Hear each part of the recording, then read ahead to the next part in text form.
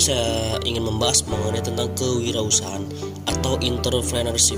Adalah kemampuan kreatif dan inovatif yang dijadikan dasar, kiat, dan sumber daya untuk mencari peluang menuju sukses. Sesuatu yang baru dan berbeda adalah nilai tambahan barang dan jasa yang menjadi sumber keunggulan untuk dijadikan peluang. Jadi kewirausahaan merupakan poros dinamika untuk menciptakan tambahan kemakmuran. Tambahan kemakmuran ini diciptakan oleh individu wirausaha yang menanggung resiko, menghabiskan waktu, dan menyediakan berbagai produk, barang, dan jasa. Yang dimana yaitu adalah Dakbal, produk yang kami buat dari kegiatan KKUKAM. Alhamdulillah dengan strategi marketing yang rapi, melalui online gitu kan, dan keuangan yang tertata. Alhamdulillah kita sudah menciptakan omset yang tertarget selama 1 bulan.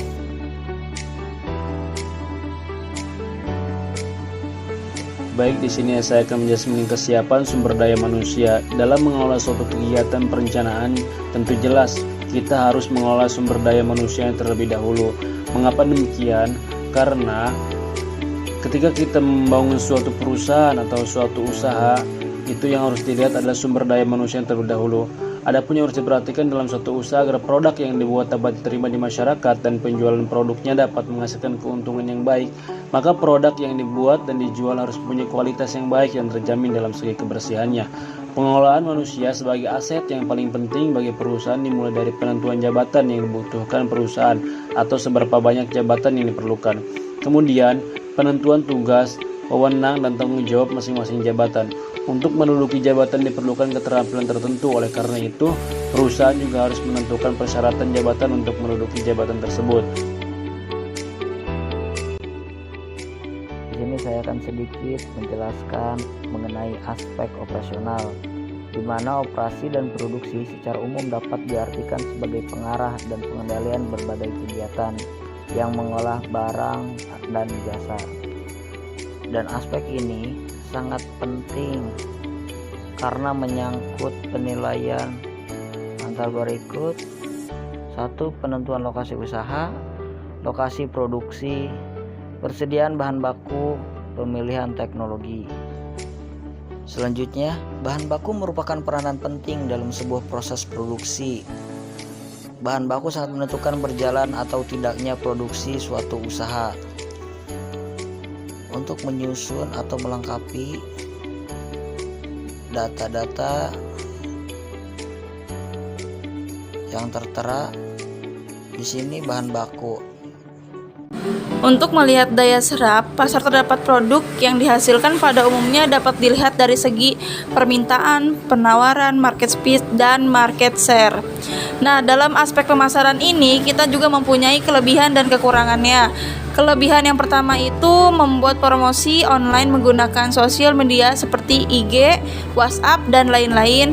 Dan yang kedua itu biaya yang dikeluarkan lebih murah. Dan yang ketiga itu target pasarnya yang lebih luas dan dapat dijangkau oleh siapa saja. Nah, dan kekurangannya itu di sini ada 1, terdapat pelanggan yang tidak menggunakan internet. Nah, dalam bidang pemasaran ini saya juga dituntut belajar bagaimana untuk mampu berwirausaha sendiri atau bekerja sama agar bisa berperan menangani konsumen atau pelanggan di dalam mempromosikan sebuah usaha yang dijalankan. Nah, di sini juga ada pun hasil usaha atau hasil promosi yang kami lakukan selama ini. Adanya peningkatan penjualan usaha ini memiliki peluang yang sangat meningkat. Laba yang diperoleh pun cukup maksimal karena penjualan setiap harinya mengalami peningkatan baik di hari kerja maupun di hari weekend. Nah, di sini juga ada target pasar yang dipilih dalam usaha ini mampu menjual pada setiap kalangan dari anak-anak, dewasa, sehingga orang tua.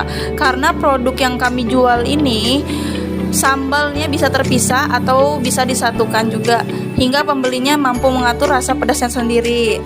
Nah, tugasnya pemasaran di sini itu kita membuat strategi pemasaran yang bersifat efektif dan efisien, melakukan promosi dengan berbagai macam media spanduk, stiker, sosial media, mengevaluasi keputusan petangnya.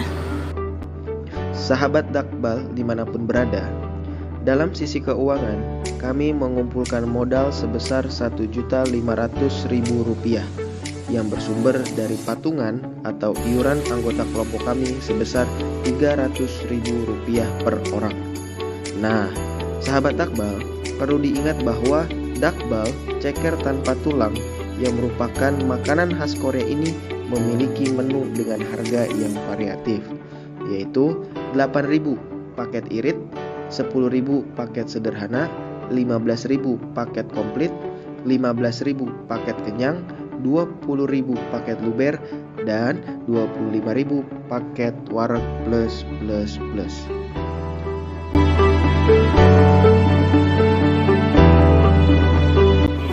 Oke, gimana kakak-kakak, ini apa makanannya? Review dong. Mantap banget, cekernya empuk, terus nasinya pokoknya keren. Mantap ya, pas ya. Pas dong. Pas. Ini gimana? Mantap sekali ini. Oh, tuh. Cekernya empuk, nasinya banyak. Terus apalagi ini ada sosisnya, ada seafoodnya banyak sekali nih, Pak. Mantap ya, recommended ya pokoknya ya. Ini guys, borong. Datang di sini.